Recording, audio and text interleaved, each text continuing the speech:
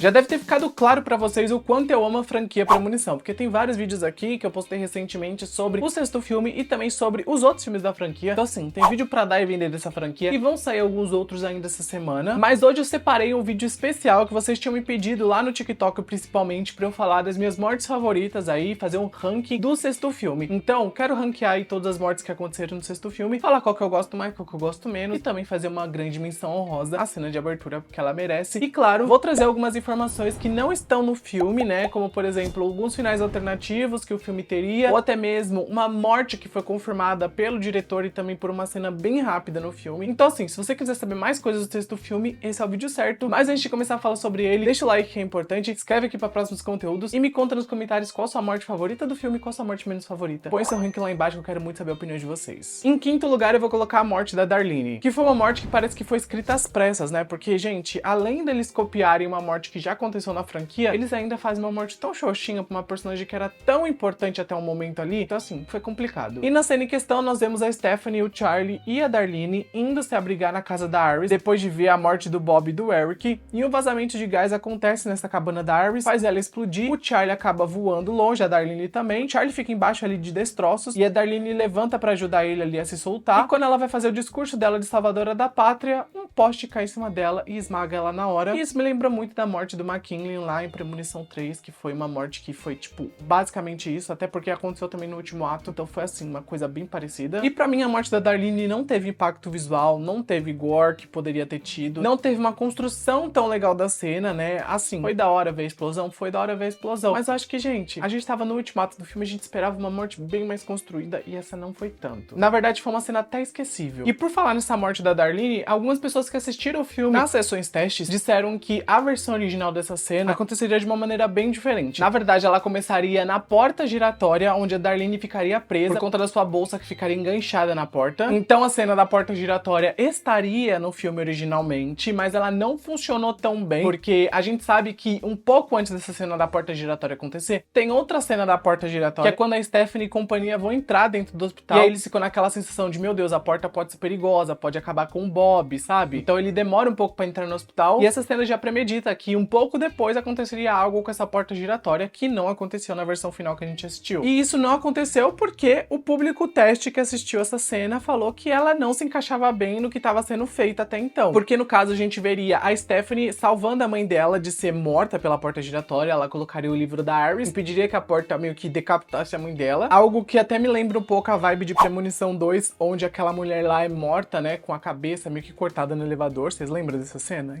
Então seria um pouco parecida. E daí nesse momento a Darlene conseguiria se salvar da porta giratória. Ela, o Charlie e também a Stephanie sairiam ali do hospital e quando todos estivessem meio que se abraçando ali, pensando, meu Deus do céu, conseguimos vencer a morte, salvamos você, querida mãe, uma letra do letreiro do hospital cairia e mataria a Darlene esmagada. E pelo que foi dito dessa cena, o público teste colocou ali nas avaliações que essa cena de morte da Darlene foi tão abrupta e tão repentina que eles não conseguiram nem ligar pra personagem morrer, porque eles não tinham criado uma conexão tão grande, principalmente entre o Charlie e a Stephanie com a Darlene. Então era algo que deveria ter sido criado de outra forma, isso não aconteceu. Então os roteiristas tiveram que correr e reescrever o último ato pra se adequar ao que o público teste tinha falado. E aí eles reescreveram essa cena em específico, onde o Charlie, a Darlene e a Stephanie conversam fora do hospital depois da morte do Bob e do Eric. Se vocês notarem, é já à noite, né, quando eles estão conversando. Então passou muito tempo desde a morte dos dois. E aí eles estão cogitando ir até a casa da Iris pra meio que se salvar da morte. E a Darlene meio que se oferece pra ficar presa dentro da casa da Iris pros filhos terem uma vida, né, normal, assim como a Iris fez com a família dela. Então isso criou realmente uma conexão muito mais forte entre ela e os filhos. A cena também que eles estão saindo ali do estacionamento do hospital e o caminhão de toras passa também foi um fruto da refilmagem. Isso não tava no roteiro original. E obviamente também a cena da explosão da casa da Iris foi fruto das refilmagens. E aí consecutivamente refizeram a morte da Darlene. Ela morreu esmagada das duas maneiras, né, com a letra do hospital ou com um poste, mas no final das contas eu acho que a versão que a gente viu aqui no cinema foi muito melhor. E também foi muito mais bem aceita na segunda sessão teste que eles fizeram. Mas eu confesso que eu gostaria de ver a cena da porta giratória em algum momento. Então espero que eles liberem nos materiais promocionais do DVD, ou sei lá, nas cenas deletadas. Eu acho que seria legal ver essa cena e como seria o último ato inicialmente, né? Mas eu quero saber o que vocês acharam. Qual versão vocês preferiam? A morte da Darlene que tá no filme ou a morte da porta giratória? Em quarto lugar, eu vou colocar a morte do Charlie e da Stephanie. Nossos irmãos parada dura tiveram uma morte ali um pouquinho mais ou menos. Podia ser um pouco melhor, sendo que eles eram os protagonistas do filme. E antes da morte dos dois, foi acrescentada uma cena nas refilmagens, foi aquele momento onde a Stephanie fica presa dentro do trailer da Darlene e começa a se afogar por conta do cinto lá que emperrou e ela não consegue se soltar. Mas o Charlie aparece e salva ela depois de ver a mãe deles morrer. E os dois acham que eles impediram a morte, igual a Kimberly fez lá no segundo filme. E aliás, essa forma aí deles impedirem a morte não estava inicialmente no roteiro. Foi, na verdade, fruto das refilmagens. E a gente vê a última cena do filme, onde o Charlie tá meio que se arrumando pra ir pro baile. E a Stephanie começa a conversar com o pai da menina que o Charlie vai levar aí pra esse baile. E ele é médico e acaba afirmando que, tecnicamente, a Stephanie não morreu como ela achava que tinha morrido naquele afogamento. Então, nesse meio tempo, a Stephanie fura o dedo. E a gente sabe que furar o dedo nessa franquia não é coisa boa. Isso é coisa de visionários que vão ter uma visão. Visão essa que não acontece aqui. Daí a Stephanie vê o carro igual o da Ares no começo do filme. E também vê um vestido parecido com o da Ares, com a menina ali usando. E um trem acaba descarrilhando por conta da maldita moeda que também causaria o acidente do Skyview. E a Stephanie e o Charlie até correm pra se salvar desse trem, mas mesmo com eles se salvando, poucos segundos depois, eles morrem por conta de madeiras que caem de cima desse trem, esmagando eles na hora. E por mais que eu tenha achado essa cena legal, eu não achei ela uma cena ruim, ainda assim, pra ser os dois protagonistas morrendo dessa forma no final de filme, não foi a melhor cena do mundo. É uma cena realmente que falta um pouco de impacto, né? Ela é uma cena surpreendente de certa forma, porque a gente não espera que madeiras vão aparecer do nada e matar os dois, mas o impacto que deveria existir não existe. Eu acho que poderiam ter dado um respiro maior, né, pra matar esses dois personagens, ou feito, sei lá, uma cena onde eles estavam no restaurante, daí um trem descarrilhava e matava eles dentro do restaurante. Acho que conectaria muito melhor o filme. Ou até mesmo no baile. Imagina uma cena no baile do Charlie matando a Stephanie e ele, ela tendo uma premonição, indo lá salvar ele e os dois morrem nesse baile. Ia ser muito legal. Então assim, eles tinham a oportunidade de fazer algo muito da hora, mas eu senti que eles realmente quiseram fechar o filme, iniciar o filme com essa família e fechar o filme com essa família. Por um lado, eu gosto disso, porque todos os filmes dessa franquia se tornam meio que singulares. Eles são filmes que funcionam de maneira independente, mas ainda eu queria muito que eles tivessem seguido de uma maneira diferente pra realmente trazer um sétimo filme e mostrar novas perspectivas de escapar da morte, mostrar um novo recomeço pros personagens. Então, sei lá, falta um pouquinho disso. É por isso que eu coloco essa morte aqui nesse ponto. Porque por mais que seja legal ver o ciclo do começo do filme se completando aqui, ainda assim, poderiam ter pensado um pouco melhor e feito algo muito mais impactante. E assim como a morte da Darlene, que foi regravada, esse final aqui também teve duas versões diferentes. Uma delas que a gente viu no cinema e a outra onde o trem atropelaria a Stephanie, então ela sairia ali morta dessa situação. E depois o Charlie acharia ali, teria uma falsa sensação de que ele conseguiu escapar da morte até que um poste cai e mata ele. Assim como foi a morte da Darlene, então eles reusaram essa cena na da Darlene e refizeram a cena com as toras matando o Charlie e a Stephanie, porque isso não aconteceria originalmente. Tanto que se vocês pararem pra analisar, o trem descarrilha e nada acontece por alguns segundos e depois as toras aparecem do absoluto nada. Mas a audiência teste não gostou da primeira versão e tiveram uma aceitação um pouco maior dessa cena das toras matando os dois. E também houveram alguns comentários no Reddit falando que essa cena final do filme acabaria de outra maneira, um pouco mais otimista, com a Stephanie voltando ali pra cena onde ela corta o dedo, que seria a premonição. E aí ela meio que com aquela cara de visionária de tipo, meu Deus, acabei de ver eu e meu irmão morrendo, o que que eu vou fazer? E o filme acabaria nesse ponto. E eu tirei todos esses relatos do Reddit, então espero que eles estejam corretos, tá? Porque não tem como eu confirmar, eu não estava nas sessões testes pra saber, mas espero que as pessoas tenham falado a verdade dessas cenas, tá? Porque eram tantas coisas picotadas que eu tava pegando pra formar todo esse roteiro, foi complicado, mas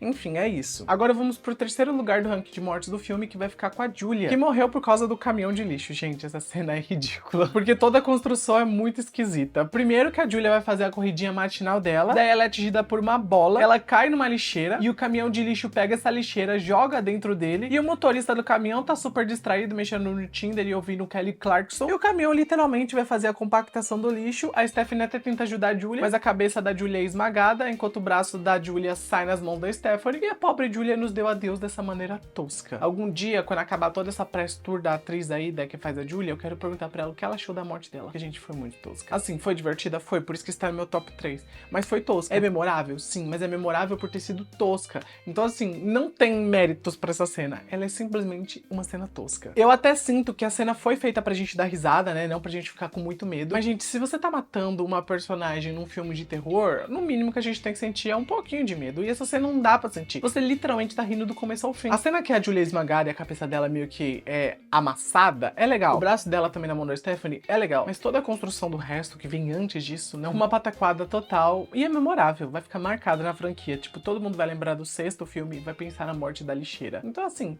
por um lado até que funcionou bem a cena, vai. Ela é memorável de certa forma. Em segundo lugar, eu vou colocar a morte do Howard lá no churrasco, no jardim, com o cortador de grama. E essa é a cena do filme que mais tem chance de acontecer com alguém um dia. Então eu acho que ela é a cena mais comum, de coisas comuns do dia a dia que esse filme trouxe. E a segunda cena com o cortador de grama nessa franquia, né? Porque teve uma cena lá no quarto filme também, da pedrinha no olho, sabe? E durante essa cena em questão, a gente vê o Howard no churrasco ali com a família, ele acaba pisando num caco de vidro que cai do copo, ele escorrega, cai no chão, o cortador de grama ali que tá desgovernado passa pela cabeça dele e tritura a cabeça dele na hora. E a cena é muito bem construída, a tensão funciona muito bem, principalmente os objetos caindo como se fosse um dominó. Eu adoro ver como essa cena é construída naquela vibe das antigas da franquia, onde um dominó meio que vai caindo e vai fazendo a morte acontecer, e a tensão é construída em torno disso. Eu sinto que outras mortes, como por exemplo a da Julia, que eu mencionei agora, não teve isso. Até mesmo a da Stephanie e do Charlie, que foi a última do filme, não teve uma construção assim, sabe? Foi só a moedinha caindo nos trilhos e fazendo o descarrilhamento acontecer, mas de resto não teve uma construção legal. Mas essa em si teve. Todo aquele rolê do vidro sendo passado no copo ali das pessoas, a gente naquela incerteza de quem ia pegar esse vidro, o que ia acontecer com esse vidro, será que alguém vai engolir esse vidro e vai morrer por causa disso? Tudo isso foi maravilhoso. É uma pena que o marketing do filme estragou essa cena, porque eles entregaram que o vidro não ia ser tomado por ninguém, ia cair no chão. Então assim, ai, marketing, eu odeio você de certa forma, porque essa cena poderia ter sido muito melhor no filme, com a gente com a incerteza do que com a gente já sabendo o que ia acontecer, porque a gente já sabia até que o Howard ia morrer. Mas enfim, ainda assim ela tá aqui no meu segundo lugar porque ela foi uma cena boa. Tão boa quanto uma que eu não vou mencionar aqui porque não foi de morte, mas que poderia ter sido considerada uma de morte, que foi a do estúdio de tatuagem, onde a gente vê o Eric quase morrendo no estúdio. A cena também foi muito bem construída, como se fosse um dominózinho, de cada coisinha caindo no lugar certo, na hora certa, pra pegar fogo no estúdio e pra quase o Eric morrer. Eu até acho que o Eric pode ter morrido nessa cena inicialmente, e aí eles meio que refizeram essa cena, porque viram que o Eric era um personagem carismático, e adicionaram mais cenas com ele. Porque, gente, se vocês notarem, essa cena tem muito cara de que seria uma morte. Toda a construção dela. E também não tem sentido do porquê a morte tentaria matar o Eric nessa cena, sendo que ele nem tava na lista. Então acho que eles meio que criaram em algum ponto da narrativa, quando eles estavam gravando e viram que o ator era carismático, uma brecha pra tirar ele da lista da morte, no caso ele ser adotado, e aí cortaram essa cena antes dele morrer, fizeram uma desculpa meio esfarrapada dele tá usando couro e por isso ele não morreu, e pronto. Porque se vocês notarem, ele nem escapa dessa cena, não tem nem escapatória. Ela simplesmente corta e a gente vê o dia seguinte ele vivo. Então assim, eu sinto que foi isso. Eu não sinto que foi pré-planejado essa cena acontecer do nada, sem motivo, porque não tinha motivo, já que ele não tava na lista da morte. Então, eu tenho essa perspectiva. Não sei se vocês têm essa mesma perspectiva. Até comenta se vocês acham que eu tô certo, ou que eu tô errado, né? Vai saber. E por falar no Eric, eu vou colocar em primeiro lugar a morte da ressonância magnética com o Eric e o Bob. Essa cena foi bem arquitetada, foi bem filmada, foi bem dirigida. Eu sinto que essa cena aqui foi o maior esforço que eles tiveram do filme no geral, além da cena de abertura, que a gente vai falar já já. Mas essa cena aqui foi impecável. Pra mim, uma das mais memoráveis da franquia. E aqui a gente vê o Eric tentando ajudar o Bob a enganar a morte. E eles tentam causar uma morte temporária no Bob, dando pra ele um chocolate com amendoim, que ele é alérgico. E eles fazem isso numa sala de ressonância magnética. Só que eles não esperavam que a máquina ativaria sozinha e viraria um ímã mortal. Os piercings do Eric, então, são arrancados pela máquina, tanto do nariz, da orelha, o dos mamilos e também o do pinto. E essa cena foi muito engraçada, dele perdendo os piercings. Daí, uma cadeira de rodas acaba meio que atingindo o Eric pelas costas, ele é sugado pela máquina e os metais da cadeira de roda começam a passar pela barriga dele. E essa cena foi desconfortável e bem brutal, e também me lembrou muito do pôster de Premonição 5, quando os metais estão passando pela barriga dele. Parece muito, gente. E enquanto essa morte do Eric estava acontecendo, o Bob tinha comido amendoim, então ele tava entrando em choque anafilático e ele precisava da EpiPen dele pra ele não morrer. E quando ele finalmente consegue pegar a EpiPen e aplicar nele pra ele voltar meio que a respirar, a enfermeira abre a porta da sala, a máquina de guloseimas que tá do outro lado do corredor meio que solta uma mola, fazendo essa mola entrar na cabeça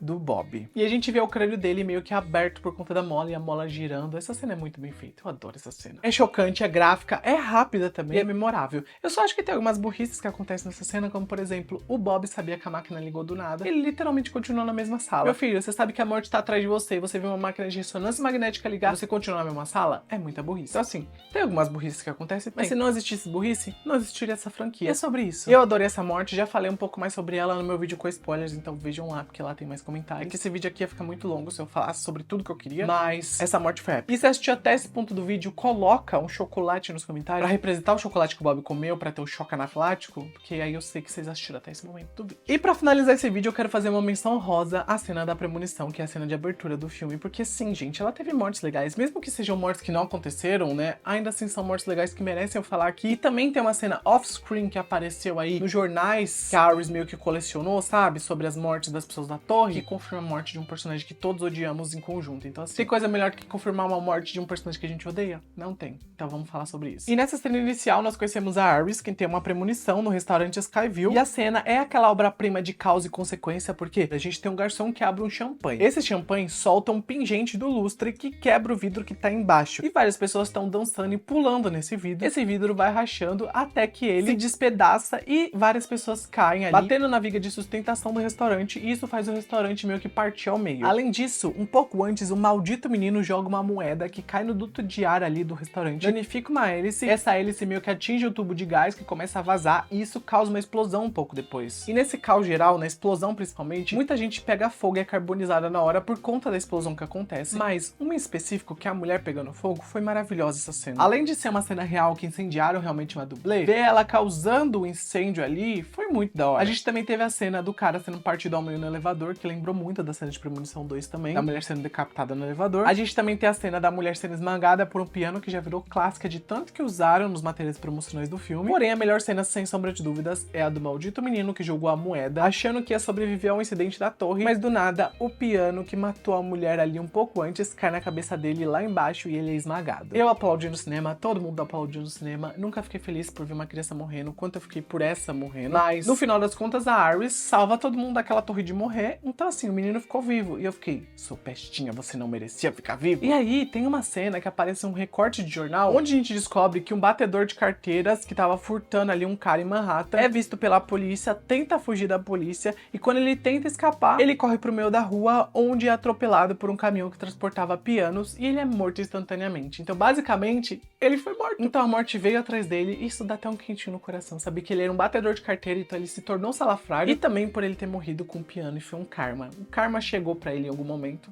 E é isso. Ah, e antes de eu terminar aqui, a morte que a Iris é empalada ali e a premonição acaba também é muito legal. Então, parabéns, Iris. Você foi uma visionária incrível. Eu já te elogiei no meu vídeo sobre rank aí das cenas de abertura. Eu preciso fazer um ranking de visionários, mas, gente, é tanto conteúdo que eu queria fazer de premonição que eu não sei se vocês querem assistir. Se vocês quiserem mesmo assistir os conteúdos de premonição, coloca nos comentários, porque eu sei que vocês querem e eu faço conteúdo. Mas eu tenho muitas ideias de conteúdo pra fazer aqui. Porém, é isso. Premonição 6 Laços de Sangue entregou mortes legais, não as melhores da franquia. Tem filmes como o segundo filme, por exemplo, até mesmo o quarto filme tem umas mortes divertidas, que entregaram mortes mais da hora do que aconteceu aqui nesse sexto filme. Mas a construção no geral do filme foi legal. A gente tava precisando de outro filme dessa franquia Premonição, então eu tava sentindo tanta saudade que eu até aceitei algumas mortes toscas como a da Julia. E o que importa no final das contas é a gente assistir um filme e se divertir, e esse filme me entregou isso, divertimento. Então é isso. Me conta aí se concorda com o meu ranking, se não concorda, coloca tudo nos comentários. Clica no like, é muito importante, se inscreve aqui para próximos conteúdos. Beijo e tchau.